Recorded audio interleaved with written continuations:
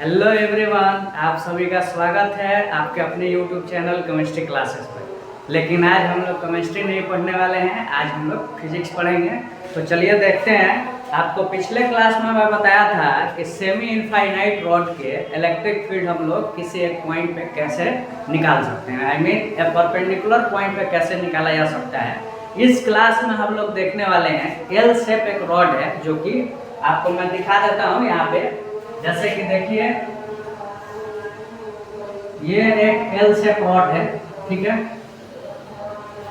L shape rod है और ऊपर की तरफ इनफाइनाइट जा रहा है। ऊपर की तरफ ये रॉड जो है कहाँ जा रहा है? इनफाइनाइट। एक बार मैं देख लेता हूँ कि आपको पूरा क्लियरली विजिबल है कि नहीं।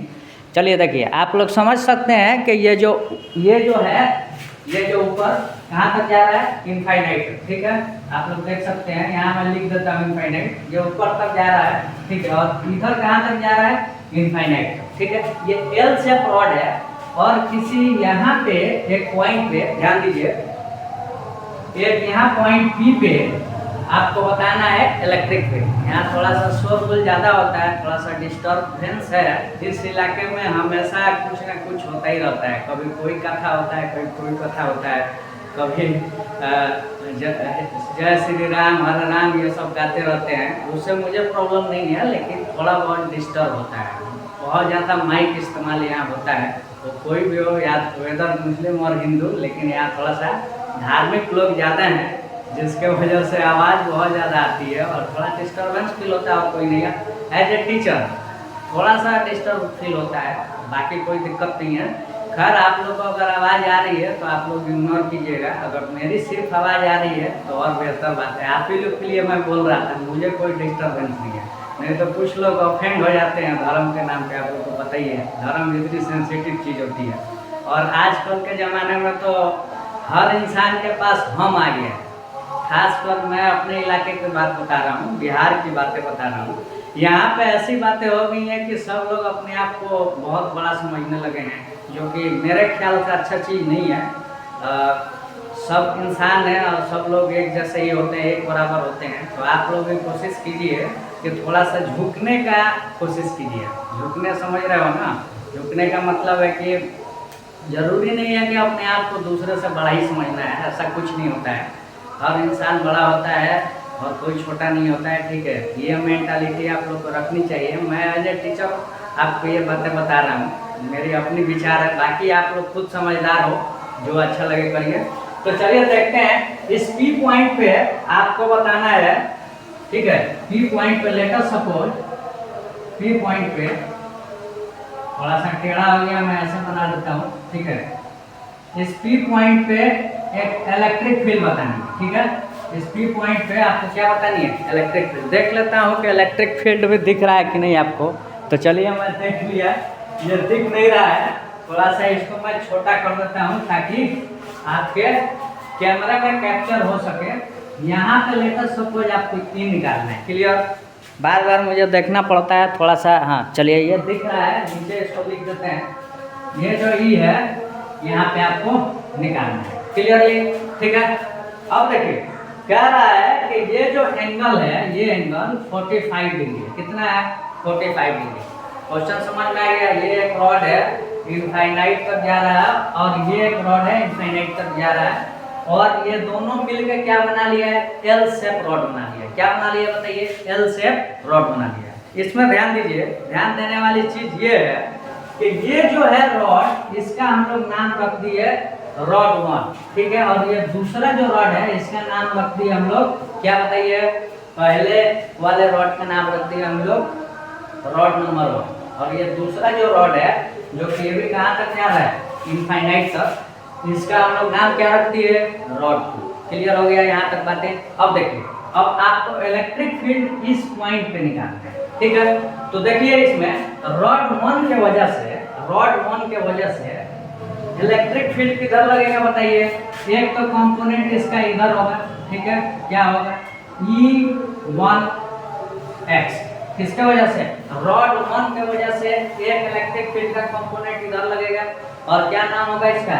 E1x नाम तो कुछ भी रख सकते हो, नाम से कोई मतलब नहीं है, ठीक है। लेकिन E1x से आपको समझ में ये आ जा रहा है कि ये किस डायरेक्शन में है, एक्स के एक्सिस के डायरेक्शन में है, ठीक है। और कौन सा 1 का मतलब है कि पहले वाले रॉड की वजह से जो इलेक्ट्रिक फील्ड आया, ठीक है। क्लियर, समझ में यहाँ तक आ गया होगा, होप सो आप लोग को समझ में क्लियरली आ गया होगा। अब देखिए, अब रॉड 1 के वजह से एक y कंपोनेंट में भी इलेक्ट्रिक फील्ड आएगा। आपको मैं समझाया भी हूँ ये चीजें पहले से, हम लोग ये तीसरे चौथे क्लास अभी हम लोग पढ़ रहे हैं, ठीक है। ये रॉड वगैरह जो भी है 3 क्लास में करा चुका हूँ, तो आपको तो क्लियर होगा कंपोनेंट, ये मान के मैं चल रहा हूँ, ठीक है। तो यहाँ पे एक आ गया E1y, क्या आएगा E1y, ठीक है। अब देखिए ये जो है रॉड 2, इसकी वजह से भी 2 इलेक्ट्रिक फील्ड आएंगे, किधर किधर, एक तो x डायरेक्शन में, दूसरा किधर आएगा y डायरेक्शन में। तो देखिए x डायरेक्शन में आएगा तो इधर आएगा, क्या नाम रखेंगे हम लोग E2x, क्या नाम रखेंगे E2x। इसलिए मैं x रख दे रहा हूँ ताकि आपको कोई कंफ्यूजन नहीं हो, ठीक है। मेरे क्लास में एक चीज़ और बता देना चाहता हूँ, मैं आप लोगों को साधारण भाषा में और बहुत सिंप्लीफाई करके कोशिश करता हूँ कि आप लोग को बताई जाए ताकि आप लोग आसानी से समझ सको, ठीक है। अगर जिनको भी समझ में नहीं आती है तो एक बार कमेंट बॉक्स में बता दिया करें कि यहाँ पे समझ में नहीं आ रही है, थोड़ा सा और एलोबरेट कीजिए, तो मैं कोशिश करूँगा कि आप लोग के लिए और एलोबरेट करके और अच्छे से डिटेल में बताई जाए। वैसे तो मैं छोटी छोटी बातें भी बताता हूँ और बड़ी बड़ी भी बातें बताता हूँ, ऐसा नहीं है कि सिर्फ छोटी बातें बता के छोड़ देता हूँ, ठीक है ना। आपको बड़ी बातें भी बताता हूँ और कोशिश करता हूँ कि छोटी से छोटी चीज़ें भी आपको क्लियर की जाएं और बड़ी से बड़ी चीज़ें भी क्लियर की जाएं, ठीक है। आप देखिए इसमें E2x हो गया और y जो कंपोनेंट होगा वो किधर होगा बताइए, इधर होगा, और क्या नाम होगा E2y, ठीक हो गया। यहाँ तक समझ में आ गया। तो हो सकता है कि आपको ऊपर नहीं दिख रहा हो, ठीक है, एक बार मैं देख लेता हूँ, मैं भी आपको ऊपर का नहीं दिख रहा है तो इसको मैं यहाँ लिख देता हूँ, ठीक है। थोड़ा सा नीचे लिख देता हूँ ताकि आपको दिखाई दे E2y, ठीक है। अब दिख रहा होगा इसमें ही, हाँ दिख रहा है। मेरा इसी में टाइम वेस्ट हो जाता है यार, क्या ही बताएं। खैर चलिए, स्ट्रगल फेज है, थोड़ा सा अभी मुश्किलात है मेरे पास, लेकिन हाँ मज़ा आ रहा है मुझे। इतने स्ट्रगल करके अगर मैं कुछ अचीव करूँगा तो आप समझ सकते हो कि मुझे कितनी खुशी होगी। और आप लोग मेरे परिवार हो, जो भी हमारी वीडियो देखते हैं, मेरी वीडियो देखते हैं और हम लोग का जो चैनल है उस पर जुड़े हैं, हम लोग एक तरह से समझो परिवार हैं और बहुत मज़ा आएगा। आप लोग भी अच्छा करिएगा, अगर मेरे साथ जुड़े रहिएगा तो मैं एकदम श्योर शॉट बोल रहा हूँ, बिल्कुल अच्छा करिएगा, ठीक है। और बहुत मार्क्स अच्छे ला सकते हैं आप लोग, ठीक है, नीट और जेई वगैरह में। तो जुड़े रहिए, अच्छे से पढ़िए, मजा लीजिए, एकदम पढ़ाई एंजॉय करो यार, तो बहुत बड़ा टेंशन वाली चीज़ें नहीं है, ठीक है। तो यहाँ तक समझ में आ गया। ये कंपोनेंट ऊपर का हो गया क्या E2y, क्लियर। अब देखिए हम लोग अब चलते हैं कैलकुलेशन पार्ट, ठीक है। अब हम लोग सबसे पहले इधर से मैं स्टार्ट कर देता हूँ, ठीक है, इधर जगह है, यहाँ से मैं स्टार्ट करता हूँ। पहला पार्ट ये है कि रॉड 1 जो है हम लोग अभी निकालने वाले हैं क्या E1, क्या निकालने वाले हैं E1, ठीक है। इलेक्ट्रिक फील्ड 1 मतलब क्या, रॉड 1 के वजह से हम लोग क्या निकालने वाले हैं, बोलिए, बोलो यार, 1 के वजह से इलेक्ट्रिक फील्ड। और क्या क्या आएगा बताओ जल्दी, बोलो। E1x आएगा, कितना आएगा बोलिए, E1x में हम लोग पहले θ1 समझते हैं और θ2 समझते हैं, θ1 और θ2, इसकी वैल्यू कितनी होगी। तो देखो 1 के वजह से θ1 क्या होगा 45। फिर से एक बार और आपको क्लियर कर देना चाहता हूँ, मैं जो एंगल लिया था जब हम लोग रॉड पढ़ रहे थे पहली क्लास में, तो आपको मैं बताया था जब फॉर्मूला मैं ड्राइव कर रहा था, ठीक है। E1 मतलब क्या, E परपेंडिकुलर बोला था, जिसको EX भी बोला था मैं, ठीक है, आपको याद होगा, जिसका फॉर्मूला बताया था K लैम्डा डिवाइडेड बाई, बोलो, K lambda divided by D के जगह मैं A लिया था, ठीक है, ये भी बता देना चाहता हूँ, इंटू साइन θ1 प्लस साइन θ2। जो थीटा एंगल लिया था मैं, वो नीचे का θ1 लिया था और ऊपर का एंगल क्या लिया था, θ2 लिया था। अगर जो वीडियो फर्स्ट टाइम मेरी देख रहे हो तो जाके एक बार वीडियो देखना, electric field due to rod, topic का नाम टाइटल में दिया हुआ हूँ, ठीक है, उसमें आप जाके देखिए। फिजिक्स के प्ले लिस्ट में जाके आप देखिए, फिजिक्स वाला जो प्ले लिस्ट है इलेक्ट्रोस्टैटिक्स, उसमें आप जाकर देखो एक बार अच्छे से, आपको जो भी डाउट है क्लियर हो जाएगा। ठीक है, तो इसमें मैं एंगल जो लिया था नीचे का क्या लिया था θ1, तो कितना हो जाएगा 45, और एंगल θ2 का कितना हो जाएगा 90 हो जाएगा। क्लियर, तो E1 जो x है, E1 x क्या हो जाएगा, फॉर्मूला मैं आपको बताया हुआ हूँ, फिर से सुन लो ध्यान से, के लेमडा डिवाइडेड बाई ए, और ये जो यहाँ पे जो डिस्टेंस है इस पॉइंट का, की पॉइंट का आपको दिया हुआ है डी, क्या दिया हुआ है डी दिया हुआ है, तो क्या ले लीजिए के लेमडा डिवाइडेड बाई डी, यहाँ तक क्लियर। साइन θ1 में क्या हो जाएगा 45 प्लस साइन θ2 में क्या हो जाएगा 90। यहाँ तक तो क्लियर हो गया, ये तो फॉर्मूला यूज कर रहे हैं हम लोग, कोई बड़ी बात नहीं है। ठीक है, तो E1 x इक्वल टू क्या हो जाएगा के lambda divided by D, sine 45 कितना होता है 1/√2 होता है, प्लस क्या हो जाएगा साइन 91 हो जाएगा। तो ये हमारा क्या निकल गया, बताइए क्या निकल गया, बोलो यार। E1 x निकल गया, E1 x मतलब इस डायरेक्शन का इलेक्ट्रिक फील्ड निकल गया ड्यू टू रॉड 1। ठीक है, ड्यू टू रॉड 1। अब हम लोग क्या निकालने वाले हैं बताइए, इसमें E1 y निकालने वाले। E1 y क्या फॉर्मूला होता है बताइए एक बार जल्दी जल्दी, K lambda divided by D cos θ1 minus cos θ2। फिर से यहाँ आपको मैं क्लियर कर देना चाहता हूँ, मेरे जो वीडियो ऑलरेडी देखे हुए हैं, जब मैं इलेक्ट्रिक फील्ड को रॉड बताया था, उनको तो मेरी फॉर्मूला पता होंगे। ठीक है, लेकिन जो फर्स्ट टाइम आए हुए हैं उनको एक चीज़ मैं क्लियर कर देना चाहता हूँ कि ये जो θ1 माइनस cos θ2 लिखा हूँ, ये ड्यू टू हम लोगों ने नीचे का एंगल θ1 लिया था और ऊपर का एंगल θ2 लिया था। ठीक है, तो ज़्यादातर मैक्सिमम बुक में ऊपर का एंगल क्या लिया जाता है θ1 और नीचे का एंगल θ2 लिया जाता है। क्लियर, तो आपको डाउट में नहीं रहना है, मैं नीचे का एंगल θ1 ले लिया हूँ, जिसके वजह से हमारा जो फॉर्मूला आया है K lambda by D into cos θ1 minus क्या आ गया है cos θ2 आ गया है। अगर ऊपर से एंगल लिए रहते तो ये जस्ट फॉर्मूला क्या हो जाता θ2 माइनस क्या हो जाता cos θ2 माइनस cos θ1, लेकिन यहाँ पे थीटा की वैल्यू भी तो चेंज हो जाती। ठीक है, यहाँ पे θ1 कितना हो जाता है 90 और θ2 कितना हो जाता है 45। अरे समझ में आ रहा है ना, तो जब यहाँ फॉर्मूला भी चेंज करोगे तो सेम बात, दोनों में आंसर क्या आएगा सेम आएगा। ठीक है, कॉन्सेप्ट की क्लियरिटी होनी बहुत जरूरी है, तो फॉर्मूला सिर्फ रट लोगे तो काम नहीं चलने वाला है। ठीक है, कॉन्सेप्ट क्लियर करो, इसीलिए मैं घुमा दिया था ताकि बच्चों को थोड़ा सा दिमाग यूज करना पड़े। जब तक दिमाग यूज नहीं करोगे मज़ा नहीं आएगा, समझ रहे हो ना भाई, मज़ा नहीं आएगा। मज़ा कब आएगा, जब थोड़ा दिमाग लगाइए, जब थोड़ा तब तो फील आएगा अरे हम फिजिक्स पढ़ रहे हैं। फिजिक्स बहुत मस्त सब्जेक्ट है, लेकिन वही है कि थोड़ा ब्रेन यूज करोगे तब मज़ा आता है। अब जल्दी सोचोगे कि एकदम सब समझ में आ जाए तो इतने बड़े आइंस्टाइन तो तुम लोग हो नहीं। ठीक है ना, ये मजाक में नहीं बोल रहा हूँ, सीरियसली बोल रहा हूँ। कोई भी आइंस्टाइन नहीं होता है, सबको मेहनत करना पड़ता है। ठीक है, पैदाइशी कोई भी आइंस्टाइन पैदा नहीं होता है, सब लोग मेहनत करके ही आगे बढ़ते हैं। इवन आइंस्टाइन भी है, अपना ब्रेन यूज करने के ही वजह से वो बहुत सारे थ्योरी बना पाए। ठीक है ना, तो आप लोग भी कर सकते हो, ऐसा कुछ नहीं है। बस हाँ, बशर्ते आप मेहनत कीजिए, उस लेवल का थिंकिंग बनाइए, उस लेवल का आप अपने आप को ढालिए, अपने आप को ऐसा कोशिश करिए बनाने का, तब हो सकता है। ऐसा नहीं है कि अरे nothing is impossible man, nothing is impossible. ठीक है, बस बात ये है कि आप उसके लिए लगन से मेहनत कर रहे हो कि नहीं। अब मुझे ही देख लो, सब लोग बोलते थे क्या फ्री में पढ़ा रहे हो, क्या फ्री में पढ़ा रहे हो, यूट्यूब पे कोई फ़ायदा है। लेकिन मेरा पैशन है, मुझे पढ़ाने में मज़ा आता है, मुझे अच्छा फील होता है। स्ट्रगल भी मुझे लग रहा है कि कोई बात नहीं है, ठीक है भाई, आज स्ट्रगल है, कल मैं अच्छा करूँगा,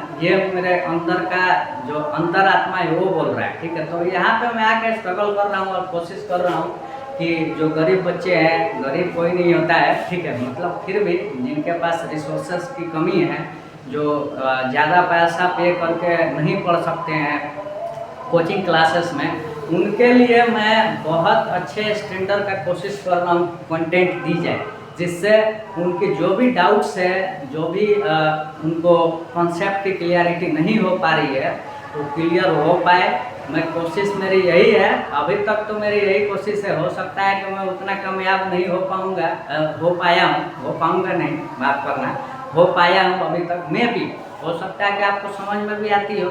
तो अभी तक तो फीडबैक अच्छा ही मिला है, लेकिन बहुत बच्चे उसमें भी होते हैं जिनको थोड़ी सी उतनी समझ में नहीं आती हो। मुझे ऐसा फील होता है, क्योंकि डिफरेंट काइंड्स ऑफ स्टूडेंट्स होते हैं, अलग अलग प्रकार के होते हैं। कोई बहुत तेज होता है, कोई थोड़ा मध्यम होता है, कोई उससे भी कमज़ोर होता है। तो सबको मिला जुला के कोशिश कर रहा हूँ कि लेके चला जाए, ताकि उनको भी पढ़ाई जो है समझ में आ पाए। और ख़ासकर मैं फिजिक्स में थोड़ा सा आपको अच्छे स्टैंडर्ड का कंटेंट देने की कोशिश कर रहा हूँ, इसलिए क्योंकि देखिए फिजिक्स में क्या है ना, बच्चे पहले से ही डरे रहते हैं। सिर्फ आसान में भी उनकी क्या होती है, हालत ख़राब होती है। तो थोड़ा सा अच्छे लेवल का पढ़ोगे ना, तो इजी वाला तो ऐसे ही इजी लगेगा। समझ रहे हो ना मेरा क्या कहने का मतलब है। तो इसीलिए स्टैंडर्ड थोड़ा मैं कोशिश करूँगा कि आपको और अच्छे लेवल के क्वेश्चन डिस्कस की जाए, ताकि इफ़ेक्टिव क्लास जाए। और एक क्वेश्चन हो तो थोड़ा उससे आपके 2-3 कॉन्सेप्ट क्लियर हो पाए। इस टाइप का मैं क्वेश्चन आपको लेके आऊँगा। खैर इसमें तो उतना ज़्यादा एक ही टॉपिक इसमें देखो, इसमें ज़्यादा कॉन्सेप्ट है नहीं, एक ही टॉपिक का कॉन्सेप्ट है, लेकिन क्वेश्चंस आने वाले समय में हम लोग देखेंगे अच्छे। ठीक है, चलिए अब पढ़ते हैं। बातें बहुत हो गई। अब देखो यहाँ पे क्या होगा, के lambda divided by D cos theta 1। cos theta 1 यहाँ कितना लिया हम लोग, 45। कितना हो जाएगा, cos 45 और माइनस cos 90। ठीक है, तो देखो यहाँ पे कितना हो जाएगा, के lambda divided by D cos 45 क्या हो जाएगा, 1/√2 और माइनस क्या हो जाएगा, 0। तो ये क्या निकल गया आपका, e1 y निकल गया। क्या निकल गया, e1 y निकल गया। तो हम लोग दो निकाल लिए। क्या क्या, सबसे पहले तो e1 x निकाल दिए और दूसरा क्या निकाल लिए, e1 y निकाल दिए। अब हम लोग चलते हैं किसके वजह से, अब हम पढ़ते हैं रॉड 2 के वजह से। रॉड 2 के वजह से देखो जगह का कमी है, इसी में हम लोग पढ़ लेंगे, कोई दिक्कत नहीं है। अरे अपने पास तो बहुत है यार, इसमें तो आसानी से हम लोग कैलकुलेशन कर लेंगे, बहुत जगह है, कोई आपको दिक्कत भी नहीं होने वाली है। एक पार्ट हम लोग इधर देख लिए, अब दूसरे रॉड का देखते हैं। ठीक है, तो अब हम समझने वाले हैं दूसरे रॉड का, दैट मीन्स E2। क्या समझने वाले हैं, E2 electric field due to rod 2। Rod 2 के बारे में हम लोग क्या करने वाले हैं, उसकी इलेक्ट्रिक फील्ड कितनी होगी। तो ध्यान दीजिएगा, बहुत बड़ा चीज़ नहीं है, बड़ा चीज़ नहीं है तो छोटा भी चीज़ नहीं है। ठीक है, बता देने पे बच्चे जब समझ जाते हैं तो उनको आसान लगता है। यही आप लोग बुक से जब पढ़ोगे ना, बुक से, किताबों से, तो आपको कुछ हवा नहीं लगेगा। क्यों, क्योंकि देखिए टीचर आपको समझा देता है, आपको पुश कर देता है, आपको डायरेक्शन दे देता है, फिर आप आसान हो जाता है। ठीक है ना, तो इसीलिए टीचर की नीड पड़ती है। मैं भी जाहिर सी बात है कि अभी पढ़ा रहा हूँ, तो मेरे भी बहुत सारे टीचर हुआ करते हैं, थे, अभी भी हैं, जिनको मैं फॉलो करता हूँ। ठीक है, तो चलिए देखिए इधर आगे ध्यान दो। अब इसमें थीटा 1 जो होगा कितना होगा बोलो। अब जो एंगल जो है नीचे आ गया, तो थीटा 1 क्या हो जाएगा, 90 डिग्री, और थीटा 2 क्या हो जाएगा बताइए, 45। ठीक है, क्लियर।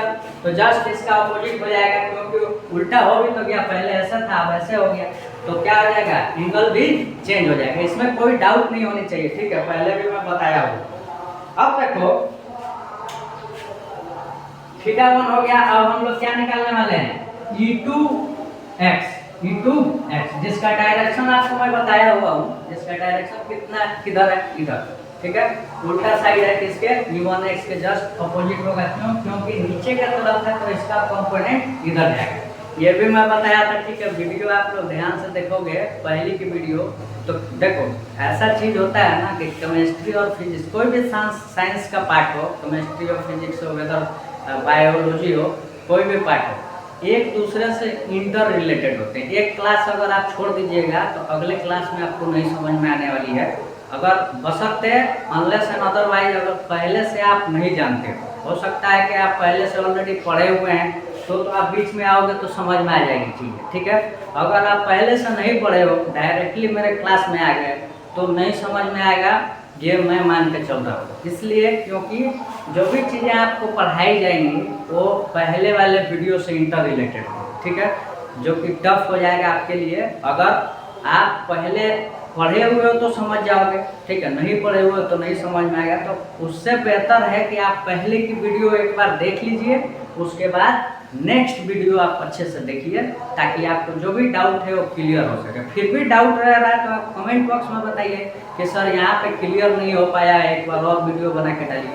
तो दोबारा मेरा यही काम है, आप लोग को मैं बना के ज़्यादा से ज़्यादा कोशिश करूँगा कि एक्सप्लेन किया जाए। अगर आपको डाउट है, वैसे तो मैं एक्सप्लेन करता हूँ, आपको पहले ही बता देना चाहता हूँ, बहुत अच्छे लेवल की कोशिश करता हूँ एक्सप्लेन करके बताई जाए। चलिए ठीक है, और छोटी छोटी चीज़ें भी मैं कोशिश करता हूँ कि बताई जाए। E2x जो है इसका भी फॉर्मूला क्या हो जाएगा बताओ, ten lambda divided by D sine theta 1 कितना है 90, अब प्लस क्या हो जाएगा साइन 45। तो इसमें तो कोई डाउट नहीं होनी चाहिए, फॉर्मूला तो रटा गया है। तो E2 जो है x कंपोनेंट का क्या हो जाएगा बताइए, ten lambda divided by D sine 90 1 और प्लस साइन 45 कितना हो जाएगा बोलो 1/√2 1/√2। तो ये जो E2x है कितनी आ जाएगी value, ten lambda divided by D into 1 plus 1/√2। Clear, यहाँ तक कोई डाउट नहीं है। तो आगे बढ़ते हैं, ध्यान दीजिए। अब हम लोग क्या पढ़ेंगे, EY कंपोनेंट किसका, सॉरी E2y कंपोनेंट जो कि ऊपर की तरफ है, जस्ट अपोजिट किसका E1y, ठीक है। और कितना होगा k lambda divided by d, क्या हो जाएगा बोलो, फॉर्मूला सेम लगेगा, कौन सा, cos theta 1 minus cos theta 2, cos theta 1 minus cos theta 2, cos theta 1 minus cos theta 2। तो E2y क्या हो जाएगा बोलो, k lambda divided by d cos theta 1 कितना होगा बोलो, cos थीटा 1 cos 90 क्या हो जाएगा बताइए 0, और cos 45 ये भी क्या हो जाएगा 1/√2 हो जाएगा। तो वैल्यू कितनी आ गई बताओ जल्दी जरा, E2y की वैल्यू जो है ये आपकी आ गई minus k lambda divided by d 1/√2। इसको यहाँ भी लिख सकते हो d√2 भी लिख सकते हो, या इसको मिटा के इधर लिख दो √2 इंटू क्या हो जाएगा d इंटू क्या हो जाएगा d, ठीक है। चलिए हाथ से मिटा देते हैं। तो देखो जब मान लो कि लेके यहाँ से उठ के लाएंगे मिटाने वाला, फिर वहाँ पे मिटाएंगे, फिर लिखेंगे, थोड़ा सा टाइम वेस्ट होता है, इसीलिए हाथ से मिटा देते हैं। भले से हाथ मेरा गंदा हो जाता है, लेकिन मेरा टाइम बच जाता है, आपका भी टाइम बच जाता है, और कोई वजह नहीं है। तो ये नहीं समझिए कि मुझे पढ़ाने नहीं आता है हाथ से मिटा रहे हैं, आपका टाइम बर्बाद नहीं हो, मेरा टाइम बर्बाद नहीं हो, इसलिए करते हैं। और ये सब चीज़ें बार बार मैं नहीं बताऊँगा, एक बार बता दिया। तो जज नहीं करिएगा, क्योंकि बहुत बच्चे जज करने के लिए ही आते हैं कि देखते हैं क्या पढ़ाता है मास्टर, टीचर क्या पढ़ाता है, ठीक है। तो चलो यहाँ पे आपका हो गया E2y कितना माइनस के lambda divided by √2 into D. देख लेता हूँ दिख रहा है कि नहीं, चलो बहुत अच्छा से दिख रहा है, वेरी गुड। अब देखिए, अब ध्यान दो इधर, सबसे बात अच्छी चीज इसमें ये है कि दोनों हम लोग क्या कर लिए, निकाल लिए। लेकिन अब आप लोग को अगर पूछा जाए कि बताइए EX कितना होगा, EX का मतलब समझ रहे हो, EX का मतलब है कि X कंपोनेंट में इलेक्ट्रिक फील्ड कितना होगा। तो बताओ X कंपोनेंट में इलेक्ट्रिक फील्ड क्या है, E1x है, और इधर क्या है E2x, डायरेक्शन दोनों का क्या है अपोजिट है। तो क्या हो जाएगा E1x माइनस क्या हो जाएगा E2x, यही ना होगा, दोनों क्या कर देंगे।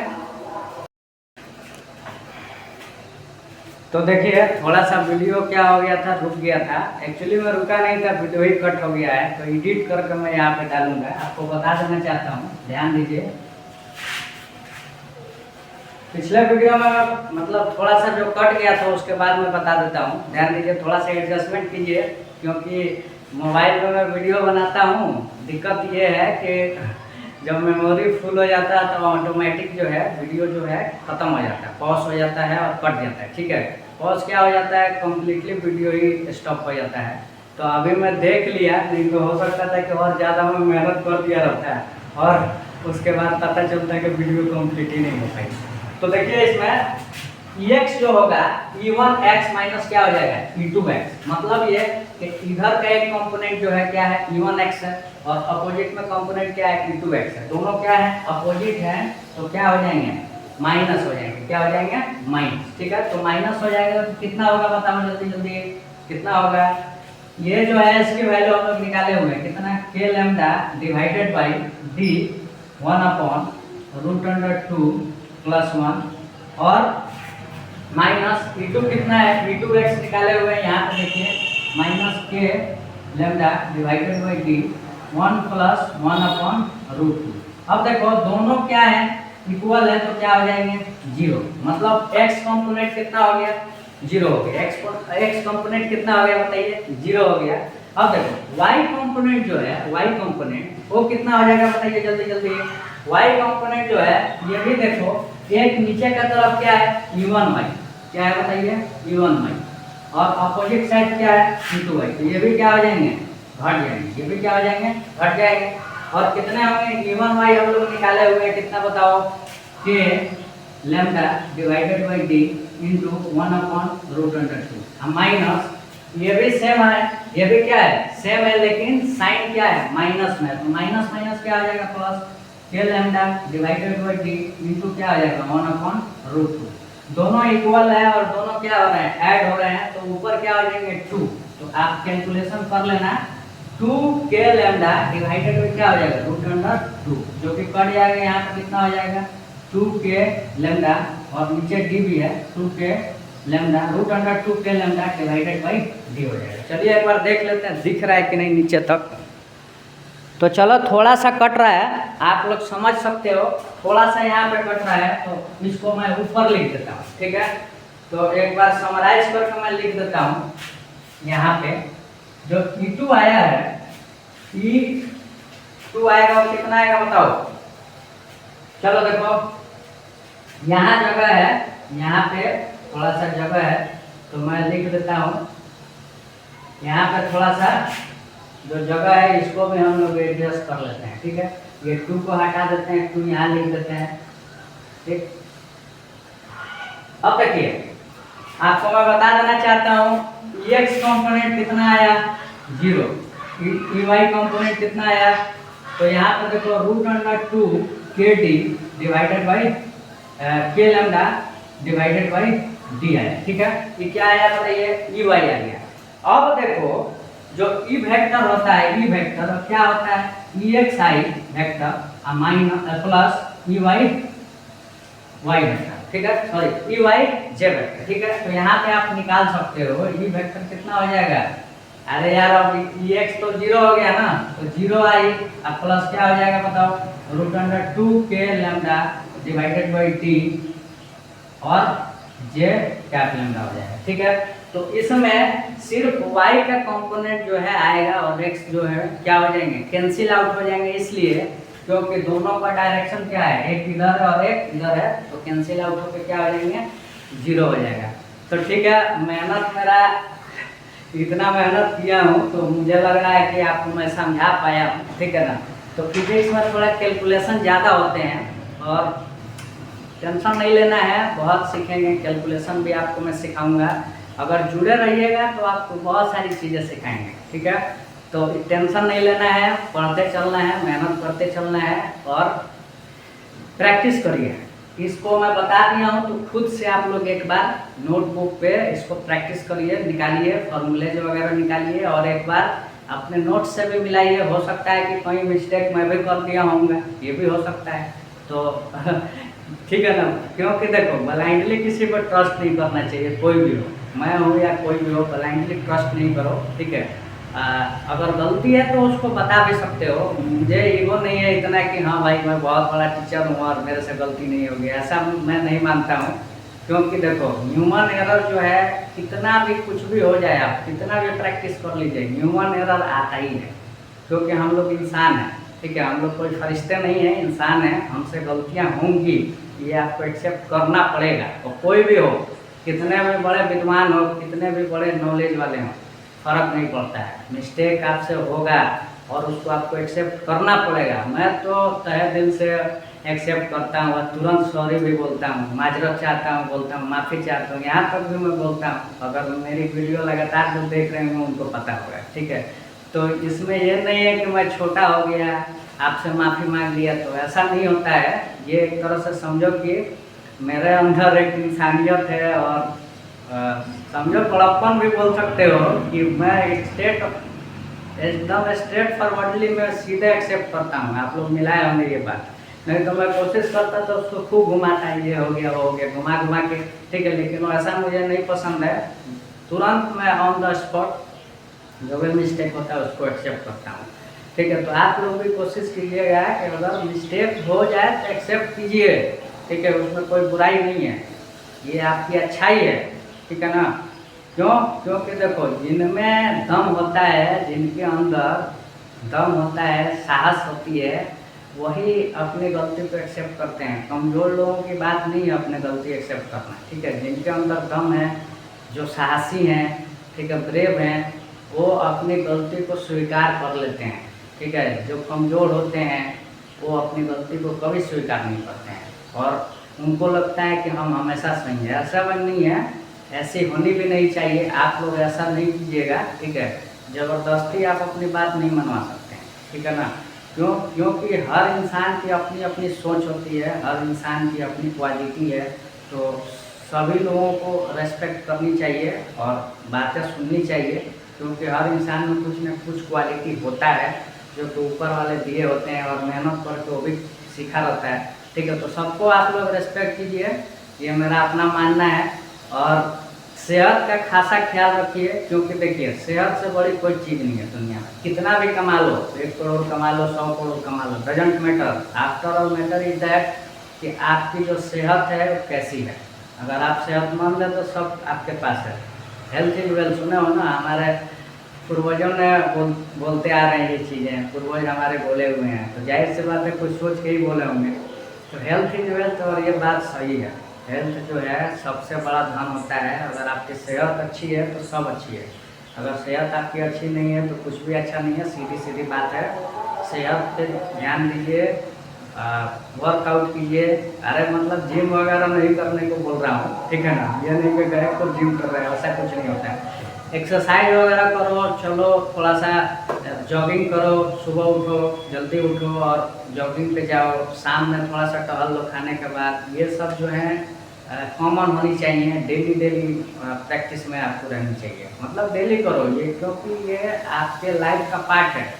जब तक आप शरीर को एक्टिव नहीं रखिएगा, थोड़ा सा मूवमेंट नहीं कीजिएगा तो जंग लग जाता है। सुने हो ना, लोहा को रख रख के जंग लग जाता है, ऐसे ही हमारे शरीर में भी जंग लग जाता है। तो उसको मूव कराना पड़ेगा आपको, तब जाके एक्टिव रहेगा। बात समझ में आ रही होगी। तो मैं थोड़ा सा हेल्थ को लेकर भी आपको आगाह करूँगा आने वाले वीडियोज़ में भी, क्योंकि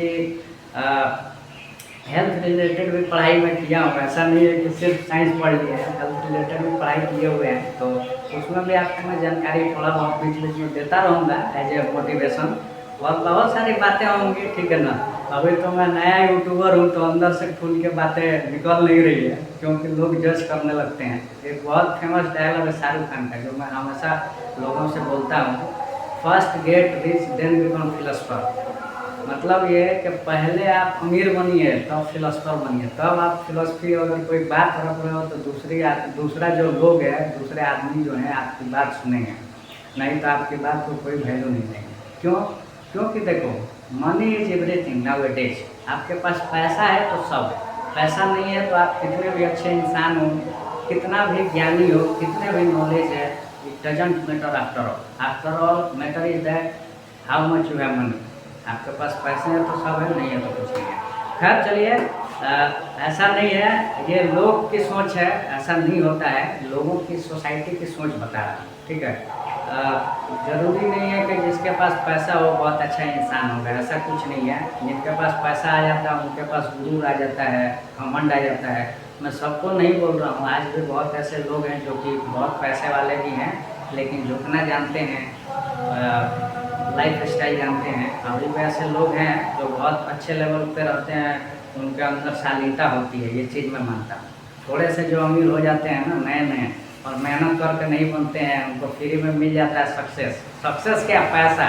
अरे सक्सेस उसको नहीं बोलते हैं यार, पैसा आ जाता है कम मेहनत करके तो उनको लगता है कि अरे अब हमसे बड़ा कोई है। तो ऐसा नहीं करना है, ज़िंदगी जो है थोड़ा सा खुशनुमा गुजारिए, दूसरों को ज़्यादा मतलब कमतर नहीं समझिए, खुद को कमतर समझना चाहिए इंसान को। दूसरे को अपने से बेहतर समझिएगा तो आप अच्छे इंसान हैं, आप अच्छे लेवल पे हो इंसान, और आपके अंदर हुनर है ये माना जाता है। अब ये नहीं कि भाई अरे वो क्या करता है, कुछ नहीं, ऐसा नहीं है। आपसे हो सकता है कि बेहतर कर ले आने वाले समय में, इसीलिए किसी को कम नहीं आंकना है, अपने को ही कम आंकिए भले से, तो समझिए कि हाँ भाई आप अच्छे लेवल के हैं, ठीक है ना। खैर चलिए, ये हमारी बातें तो होती रहेंगी, फिलॉसफी तो हमारे पास बहुत है, फिलॉसफी की कमी नहीं है। वही है कि आने वाले समय में आपको और अच्छे से मोटिवेट करेंगे और पढ़ाएंगे भी। पढ़ने के लिए तो हम लोग अभी तो स्टार्टिंग है, अपने पास तो बहुत सारी चीज़ें हैं, धीरे धीरे और मैं वीडियोज जो है रेगुलर डालूंगा और लंबे लंबे वीडियोज भी डालूंगा आने वाले समय में, तो जुड़े रहिए मेरे से। और एक और बात बोलना चाहता हूँ कि जो मेरे से नए जुड़े हुए हैं, मेरे चैनल पे नए जुड़े हुए हैं, हमारे अपने चैनल पे, माफ़ कीजिएगा, ठीक है, हमारे अपने चैनल पे अगर नए जुड़े हुए हैं तो आपसे एक गुजारिश है कि लाइक और शेयर वगैरह भी कीजिए उन बच्चों को जो जिनको नीड है, मतलब जिनके पास पैसे की हो सकती है किल्लत हो, उनके घर वाले हो सकता है कि नहीं पढ़ने देने चाहते हों, कहीं भेजना नहीं चाहते हों, तो हमारे वीडियो के माध्यम से, वीडियो के थ्रू वो बहुत सारी चीज़ें सीख सकते हैं और अच्छा परफॉर्मेंस दे सकते हैं, ठीक है। तो उनको आप एक बार इनकरेज कीजिए कि हाँ आप वीडियो इनकी देखिए, और आपको धीरे धीरे बहुत सारी चीज़ें नॉलेज होंगी और आप नीट और जेई वगैरह में भी अच्छा कर सकते हो, 12th में भी अच्छा कर सकते हो। उनको इंकरेज कीजिए, आप लोगों का काम है। मान लीजिए आप मेरे मेंबर हैं और हम लोग एक परिवार हैं, तो परिवार ही ना दूसरे से वार्तालाप करता है, ठीक है। आप लोग जब सपोर्ट नहीं करोगे तो मेरे समझो कि मेरे लिए इम्पॉसिबल टास्क है ग्रो करना। सबका ऐसे ही होता है भाई, धीरे धीरे ये लोग ग्रोथ करते हैं, एक दूसरे को ही बच्चे ही बताते हैं कि लो इनका वीडियो देखो, अच्छा बताते हैं, ऐसा समझाते हैं, तो धीरे धीरे देखो कमी है तो स्ट्रेट अवे आप बताइए। ऐसा नहीं है कि टीचर है तो बुरा मान जाएंगे, ठीक है, कुछ समय के लिए बुरा लगता है और इंसान को लगता है, बुराई किसको पसंद आती है, ये दुनिया का रीत है और ये सच्चाई है। मैं तो एक्सेप्ट करता हूँ कि बुरा लगता है मुझे, लेकिन हाँ कुछ समय बाद उस बात को मैं सोचता हूँ तो बोलता हूँ कि हाँ मतलब यहाँ पे जो भी मेरे को क्रिटिसाइज़ करते हैं वो अच्छा क्रिटिसाइज़ किए, मैं उसके बारे में पहले एनालाइज करता हूँ। इसके बाद ये नहीं कि ज़बरदस्ती भी कुछ लोग क्रिटिसाइज़ करते हैं, आपके अंदर कमी नहीं भी रहेगी तो बताएंगे, तो ऐसे लोगों को भी भापना जरूरी है कि कौन आपको जबरन क्रिटिसाइज़ कर रहा है, कौन आपके हित में क्रिटिसाइज़ कर रहा है, ठीक है। तो ये चीज़ें अभी समझनी बहुत ज़रूरी है लाइफ में, क्योंकि देखो बहुत सारे ऐसे लोग होते हैं जलसी में, जलन में वो आपको क्रिटिसाइज करेंगे, ज़बरदस्ती का बुराई करेंगे। ऐसे भी बहुत लोग हैं आजकल, खासकर इस ज़माने में तो बहुत ज़्यादा मिल जाएंगे, वो उसका बुराई कर रहा है, वो उसका बुराई कर रहा है, किसी को मतलब एक नहीं होता है अभी के ज़माने में। खासकर मैं अपने लोकेलिटी की बात कर रहा हूँ, मैं पूरी दुनिया की बातें नहीं कर रहा हूँ, क्योंकि पूरी दुनिया से हमारा ताल्लुकात है भी नहीं, तो कैसे बोल सकता हूँ। मैं इधर अपने सोसाइटी में जहाँ रहता हूँ, थोड़ा सा बैकवर्ड एरिया है, बिहार तो वैसे भी पूरे अपने इंडिया में सबसे बैकवर्ड है, तो यहाँ पर मुझे ऐसा फील होता है कि लोग एक दूसरे के बुराई करने में लगे हैं, अपनी जो उनकी कमी है उसको नहीं सुधार कर रहे हैं, दूसरे को सिर्फ बुराई, दूसरे को, इससे क्या मिलता है, कुछ नहीं मिलता है, जान लीजिए। दूसरे का अगर आप तारीफ नहीं कर सकते हो, उसकी अगर उसके अंदर जो क्वालिटी है नहीं बता सकते हो, तो आपको बुराई करने का भी कोई हक नहीं है, मेरा अपना मानना है, ठीक है। बाकी आप लोग की अपनी फिलॉसफी होगी, मेरा तो यही फिलॉसफी है कि अगर उसके अंदर क्वालिटी है तो पहले क्वालिटी बताइए, उसके बाद आपको हक बनता है कि हाँ उसके अंदर ये कमी है, ठीक है। क्योंकि भाई पहले आप निगेटिव ही चीज़ क्यों देखोगे, उसके अंदर पॉजिटिव चीज़ें भी तो होंगी। ऐसा थोड़ी है कि पॉजिटिव चीज़ इंसान में नहीं रहता, सिर्फ निगेटिव। इसका मतलब है कि आप निगेटिव ड्रिवन पीपल हैं, सिर्फ निगेटिव चीज़ों पे ही फोकस करते हैं, पॉजिटिव चीज़ों पर फोकस ही नहीं करते हैं, ठीक है। तो ये मेरा अपना मानना है, इंसान के सबसे पहले अच्छाई देखनी चाहिए, ठीक है। अच्छाई देखिए, उसके बाद भले से अगर बुराई उसके अंदर दिख रहा है तो तो पर्सनली उसे बताइए, नहीं कि पूरा ढिढोरा पीटिए, अरे हो ऐसन बा ऐसन बा। हमारे भोजपुरी में बोला जाता है, देख रहा हूँ कैसन बा, इधर उधर की बातें सब एक दूसरे से बोलते हैं। तो ये सारी चीज़ें अच्छी नहीं है, ठीक है। इंसान के अंदर जो अच्छाई है उसको पहले उजागर करना चाहिए, लोगों से बोलना चाहिए, ऐसा है तो पॉजिटिव एक इन्वायरमेंट बनता है, एक दूसरे में मेल मोहब्बत बढ़ती है। लेकिन आजकल की जनरेशन जो है, और आजकल क्या पुराने लोग भी एक दूसरे को सिर्फ बुराई करने में लगे हुए हैं। तो चलिए खैर बातें होती रहेंगी, बहुत सारे डिस्कशन हो गया, बातें हो गई। फिर हम लोग अगले क्लास में देखेंगे, अगले क्लास में हम लोग बात करेंगे केमिस्ट्री की, ठीक है, जिसमें एटॉमिक स्ट्रक्चर जो है, फंडामेंटल पार्टिकल्स के बारे में बात कर लिया हूँ, और चार्ज के प्रॉपर्टीज के बारे में बात करेंगे, जो कि 5 प्रॉपर्टीज होती हैं। अगले वीडियो में हम लोग देखेंगे केमिस्ट्री की क्लासेस में, ठीक है, जो कि मैं ऑलरेडी बताया हुआ हूँ। बहुत सारी चीज़ें आपको केमिस्ट्री में नहीं बताया हूँ, फिजिक्स में बताया हूँ, लेकिन हम लोग केमिस्ट्री में भी देखेंगे। क्योंकि सिलेबस में आपका है और काम आएगा, इसलिए मैं बता दूंगा, ठीक है। हो सकता है कि कुछ बच्चे जो हैं सिर्फ मेरी केमिस्ट्री की क्लास देखते हो, ऐसा भी हो सकता है, पॉसिबिलिटी है। तो उनके लिए खास कर वो बताना पड़ेगा चीज़ें, ठीक है, स्किप कर नहीं सकते हैं। तो इसलिए मेरा अपना मानना है कि केमिस्ट्री में है तो बता दूंगा, क्योंकि काम की चीज़ें हैं, ठीक है। उसके बाद हम लोग सिलेबस पे आएंगे, थॉमसन का पढ़ेंगे हम लोग, एटॉमिक मॉडल, ठीक है। आगे जो भी हैं धीरे धीरे हम लोग करके जितने भी सिलेबस है, आपको ओवरव्यू पिछले वीडियो में मैं दे दिया था, ठीक है। धीरे धीरे जो भी टॉपिक है हम लोग कवर कर लेंगे, क्लियर। और आपको ये भी बताना चाहता हूँ कि मोल कॉन्सेप्ट में ज़्यादा समय लगा है, अब ज़्यादा समय नहीं लगेगा। क्यों? इसका वजह ये है कि mole concept it is just a basic chapter है, लेकिन बहुत काम का चैप्टर है। आगे के भी चैप्टर जो है उसको मैं इंटरलिंक उसमें किया हूँ, लेकिन बहुत खूबसूरती से किया हूँ। आपको जो 12th क्लास के बच्चे हैं वो अगर मेरी वीडियो देखेंगे तो उनको समझ में आएगा कि 12th के बहुत भाग जो है, सॉल्यूशन पार्ट जो है, उसमें मैं कवर अप किया हूँ, ठीक है। तो आप लोग जो वीडियो देखे होंगे अच्छे से 12th के बच्चे, उनको समझ में आएगा किस लेवल तक का मैं बता देता हूँ, ठीक है। 11th और 12th भी एक दूसरे से इंटरलिंक करके कॉन्सेप्ट दिया जाता है। खासकर फिजिक्स में भी आपको मैं 11th का भी पोर्शन देता हूँ, ताकि आपका जो कॉन्सेप्ट है थोड़ा और निखार है, और 11th की भी चीज़ें आपकी जो है रिवीजन हो पाए। खैर चलिए ठीक है, तो मिलते हैं अगले वीडियो में। तब तक के लिए बाय। आप लोग अपना ख्याल रखिए, अपनों का ख्याल रखिए, और सेहतमंद रहिए, खुशहाल रहिए। ज़्यादा टेंशन लेके ज़िंदगी नहीं जीना चाहिए। अब मुझे ही देख लो यार, मेरे पास बहुत प्रेशर है लाइफ में कुछ अच्छा करने का, लेकिन फिर भी मैं टेंशन नहीं लेता हूँ। क्यों? टेंशन लेके कोई फ़ायदा नहीं है, अपना ही नुकसान है। तो मेरा अपना मानना है कि मेहनत करते चलिए और ज़्यादा नहीं सोचिए, ठीक है।